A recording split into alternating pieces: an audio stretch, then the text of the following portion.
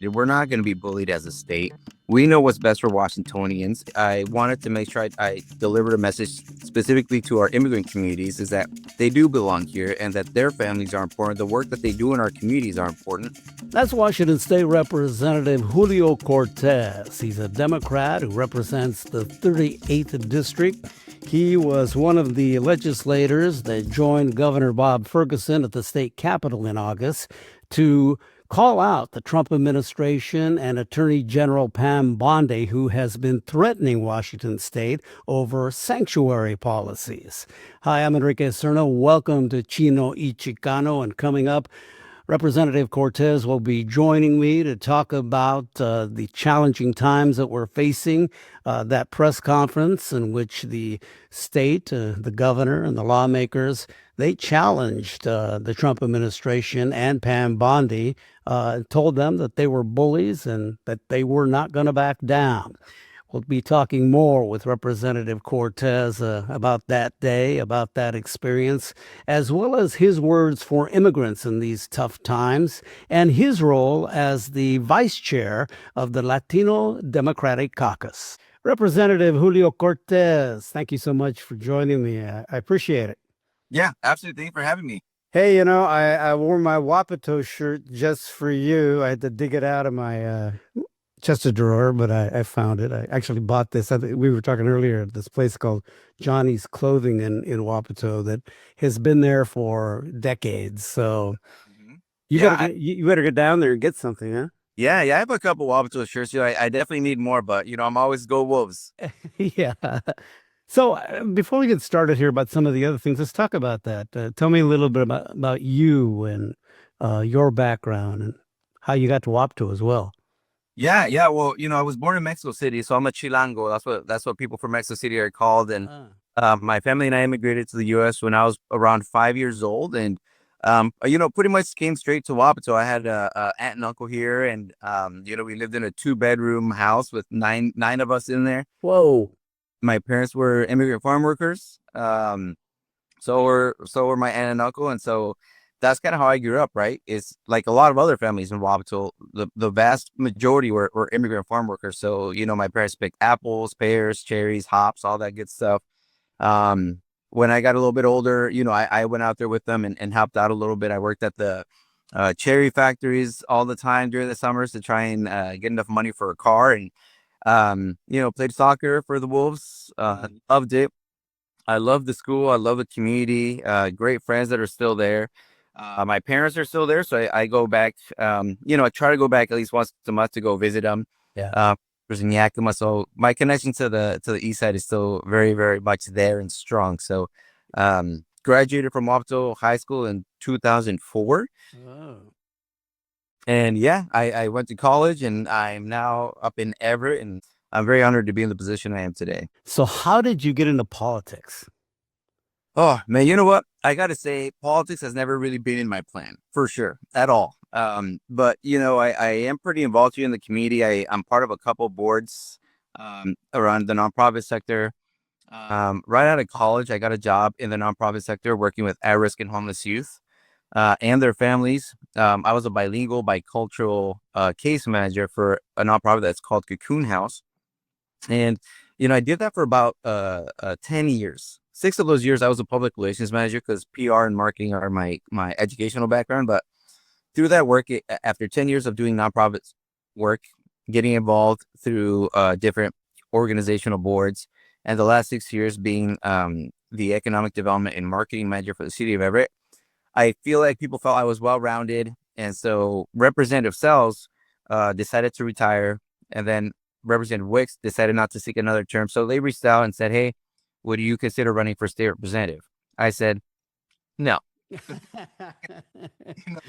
Not my thing.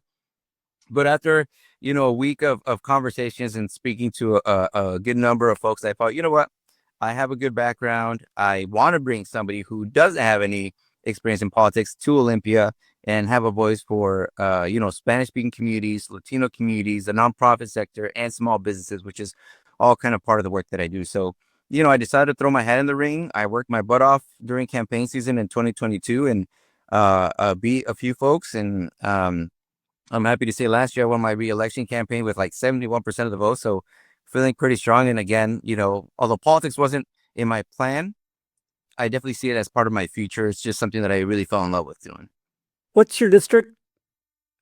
District 38. So it's the city of Everett, Marysville, and Tulalip Reservation. Okay. And a lot of immigrants in that area? Yeah, we have about 16, 17% of the population is Latino Hispanic. A good percentage of our immigrants. Definitely not the percentage that I grew up with in Wabato and Yakima, but we still have a pretty solid community up here. What let's lawmakers of color in Olympia now. There are a lot of, I wouldn't say a lot, but there are more younger lawmakers of color. My class in 2022 of legislators, we were the youngest and most diverse class to come in at any one time in the history of Olympia. So I think we're trending in that direction. But we definitely have a lot more diversity in the legislature than we have in the past.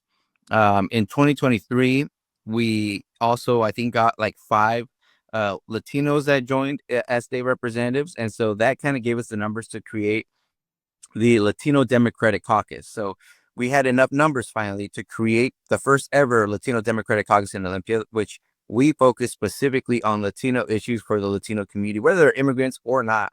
We focus on the issues that our folks see. And, that gives us a good amount of power now in Olympia. Well, some perspective here. I think the Latino population in Washington State is, I think, 1.1 million, and we make up about 14% or so of the population in the state. Yeah, English is still the leading language spoken in the state, but Spanish is the second most spoken language in the state. Yeah. And we're the second largest ethnic group. So Mhm. just for perspective out there for folks and how they see that. How old are you? I forget 39. Wait, are really 39 or like are you pulling my chain? What? I ask you that because again, I think it reflects the youth, the younger generation, the next generation that are trying to be a political voice in the state, which is important. Like you said, we're trending in the right direction, but we do need younger people, more diverse, not just in their culture, but in their experiences, right? That's what it needs, so we can make sure that everybody has a voice. Yeah. One of the reasons I wanted to talk to you was after I saw the press conference that was held recently after Attorney General Pam Bondi. They were going to target sanctuary cities and states. Mhm. And then Governor Bob Ferguson pushed back on that, got together a big group of folks, held a press conference. You were asked to speak there, or you did speak there. Can you tell me a little bit about how that all came together? Because I know it came together fast. Yeah, it did. Well, I received a call from Governor Ferguson, I think over the weekend, and we talked a little bit about some of the issues that we've been seeing as the Latino Democratic Caucus. I'm vice chair of the Latino Democratic Caucus, so we speak to the governor's office often. We speak to the attorney general's office often, on a regular basis to make sure that we're hearing from them on what they're seeing coming down the pipeline that is going to be affecting our constituent groups.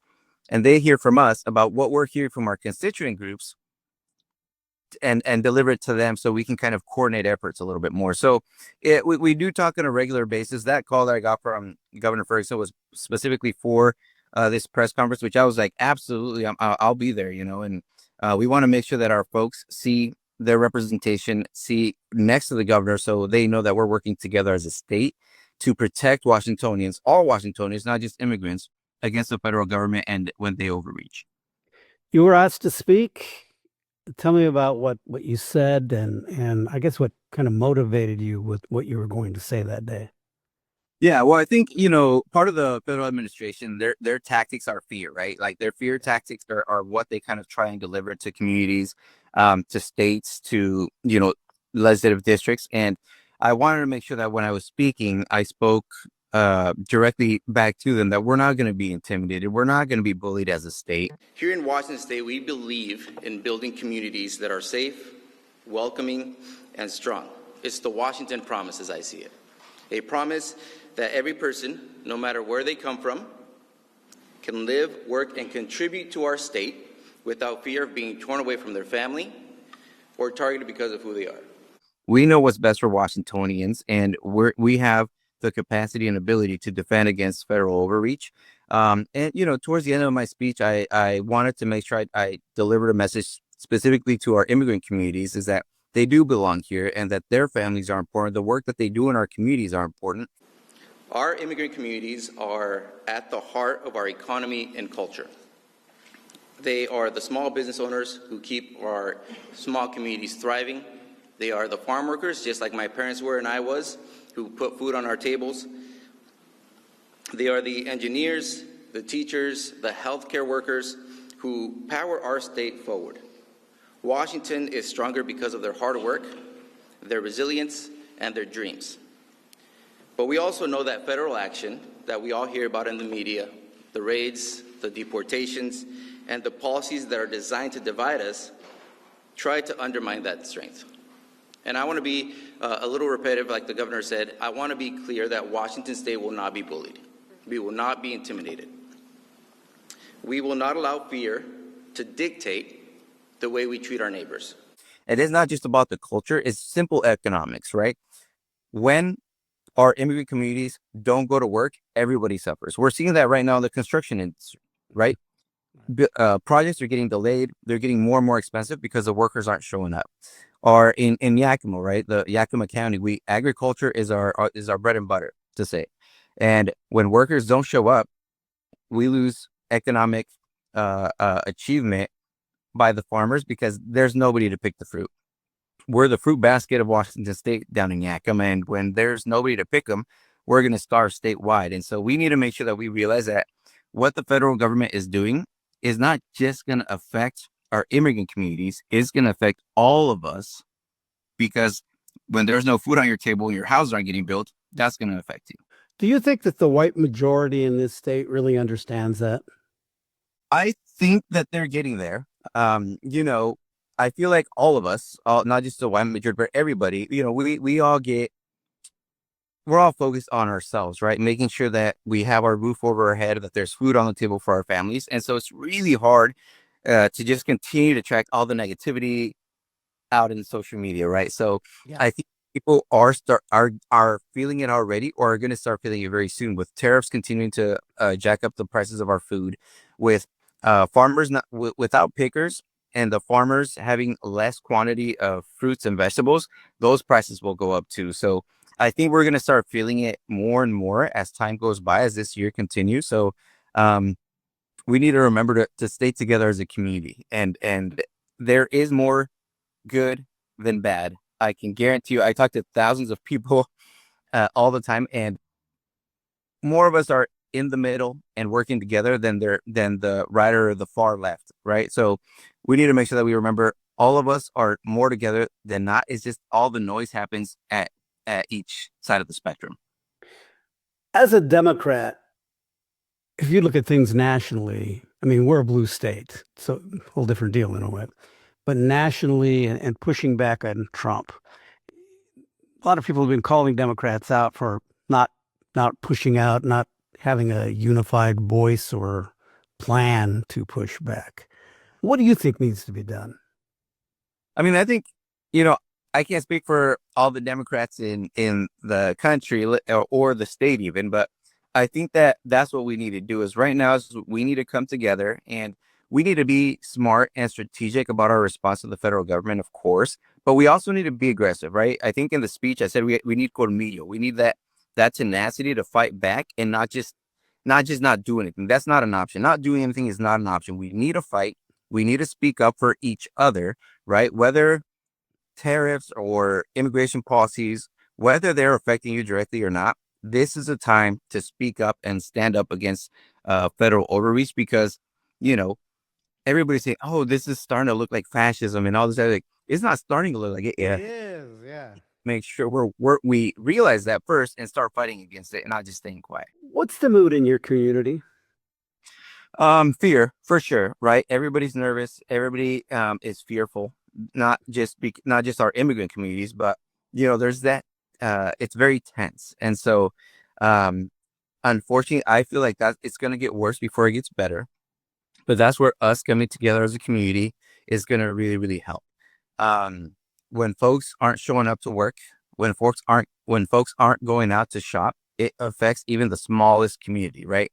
The way Washington State tax system is, with sales tax being the dominant kind of revenue generator for small communities, that affects every single small community and large city. So we need to make sure that although there's fear and tension out in our communities, that we stand together, we help each other, and speak up for each other as much as possible, because that's how we're going to be able to overcome those obstacles. How about your own family up in Wapato? I don't even know if Wapato, if there's a sense of fear there, having not been there back there for a little while. I drive through every now and then, but I don't know the community like I used to know it. But it is heavily Latino. Yeah. Oh, there's absolute fear in WAP. There's absolute fear in Yakima. Again, it's a statewide issue, right? Um, I think that right now, in my family, for example, we have a lot of our family are still in Mexico.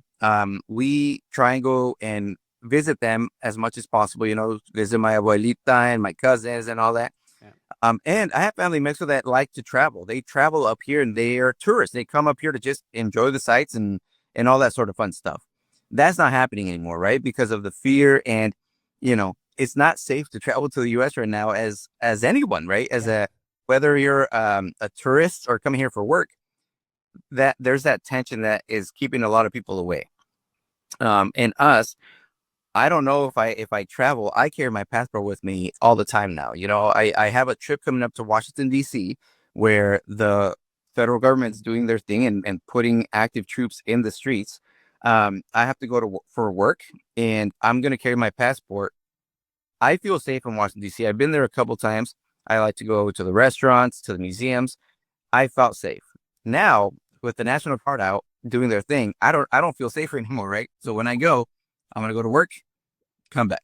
Yeah. Well, as brown people, we're targeted right now. Yes, and that's just a fact. I do the same. I actually carry my passport with me when I go on trips within the state, just because I don't know. And I have a passport card as well. I even canceled a trip to go to Mexico because of concern about just dealing with coming back in. Yeah. So, and that actually pisses me off that I even have to think about that. So that is just irritating.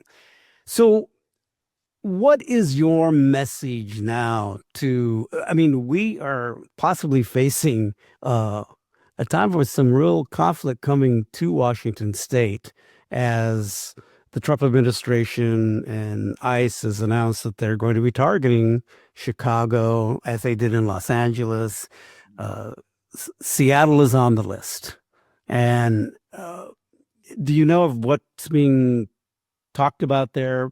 Preparation? Heard anything from the governor's office? Well, last year we did pass a law in anticipation of what we thought may happen. We did pass a law last year in Olympia. I can't remember the bill number, but it would not allow the federal government to send troops from other states into Washington State. I think we're going to revisit that law and make it a little stronger. But it's something that we've already been talking about quite a bit. We are preparing with the governor some laws and that have a little bit more of a punch to them to support protecting our communities. So it's definitely something that we're talking about. Like I said, we are in communication with the governor's office, with the AG's office, pretty consistently to see how can we combat these federal overreach policies that are coming in. If Seattle does get, we're also even working on, can we do a no mask law where I say they're going to come in, they need to identify themselves. They need I think Spokane just passed a municipal policy that said that they need to present a warrant as they're doing the work, or our law enforcement can step in. So we're looking at different strategies to protect our communities. I think, my message would just be like, protect each other, like film everything that you're seeing. Make sure that your neighbors know what you're seeing. So, post it on social media. The more we film, the more information is going to come to the community and to legislators. Connect with your legislators. Don't stop calling them. Don't stop emailing them, even if it's in Spanish. the more we hear about things, the more attention it gets. It's kind of like the squeaky wheel gets the grease. Right. Let's squeak the hell out of these wheels because we need to know all this information. We get a lot of data, but we need more stories, right? Personal stories about your neighbors, about yourselves, about what you're seeing in your community will go a long way as we're developing law. So you want any information in that vein to be sent to you or to the other lawmakers from whatever district, even to our congressional folks? Yeah, absolutely. Share as much information as you can with your congressional representatives and your state representatives, and also with each other, right? Like I said, if you see something happening, document it and post it just to make sure that folks are realizing and knowing what's happening in our communities. All right, give this old guy some advice. Since if I go out into the community and let's say ICE is, and I get confronted by ICE, and then I'm an American citizen, what do I do? I think, you don't have to put your camera down. So you continue to film, you step back, make sure that you are. I can film. I can't pull out my camera. Yeah, abide by the law, right? And if they ask you to step back, keep filming though. Ask them, do you have a warrant? Do you have a warrant? Who are you with? You identify yourself. One of the things that's really, really scary is that when they don't identify themselves and they don't show a warrant, we don't know if they are actually ICE agents or they're just a group of random guys that went to Walmart and bought camo and are out there in the community causing fear, right? Yeah. So you need ask questions, and film, and post it up on social media. The more data, the more images and source that we have like that, the better we're going to be able to say, hey, look at this that's happening in our communities. We need to address it somehow. So do we pass the no mask law? Do we pass, the warrant law? So all that helps us quite a bit. And if I have my passport with me or passport card, do I, unless they request it or if they try to detain me, do I pull it out and say, hey, you can't touch me. I'm a U.S. citizen? I mean, you shouldn't have to do that, right?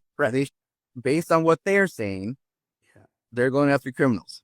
So if you're following their direction and stepping back and filming, you shouldn't have to do any of that. But I carry my passport. If you feel safe doing that, you should do too. Going ahead here, what are the most important issues, I guess, besides immigration right now and all of this in your district that people are most concerned about? I don't think this is my district specifically, but our state budget is in a little bit of a deficit right now. So that's kind of the big thing, right? Because we're having to pause programs, we're having to cut some programs. And so I think that's kind of the biggest issue that's facing us as a state. And so with that, comes cuts to, for example, organizations that help immigrant communities, right? At a time where they need it most. So we're looking very, very carefully to the budget to see where we can just pause, but also where can we protect funds that are helping some of our most vulnerable community members.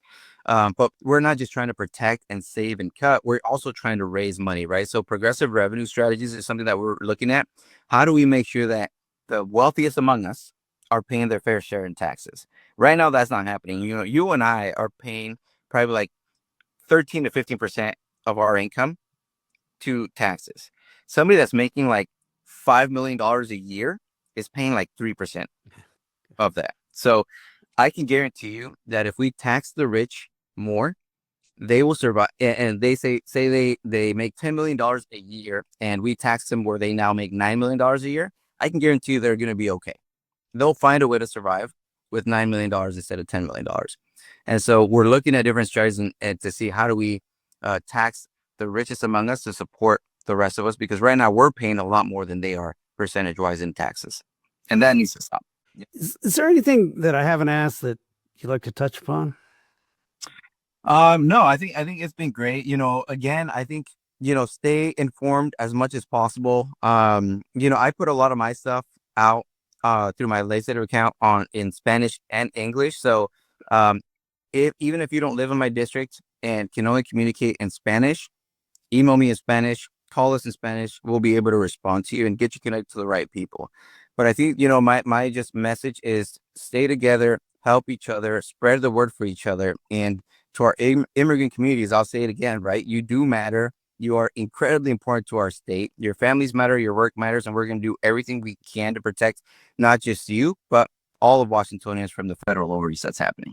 Okay. I just want to mention, too, that you're not living in your car, but actually, since you're at your job, you need to separate your work from your legislative stuff. So that is why you're doing this in the car. So, yeah, because it doesn't look like it's messy enough for you to be living in the car, dude. No. Hey, I really appreciate you taking time to talk to me. Let's do this again. I'd like to keep in touch as things go on here. I'd like to hear what's happening in your community. I'd like to hear what people are telling you about their concerns, because I think other folks need to hear it, because I'm sure much of that is very similar in other communities as well, and other districts as well. So let's please stay in touch. All right. Thanks, Enrique. I appreciate the time. Okay. Go Wolves. All right. Thank you. The Chino y Chicano podcast is available on your favorite podcast provider.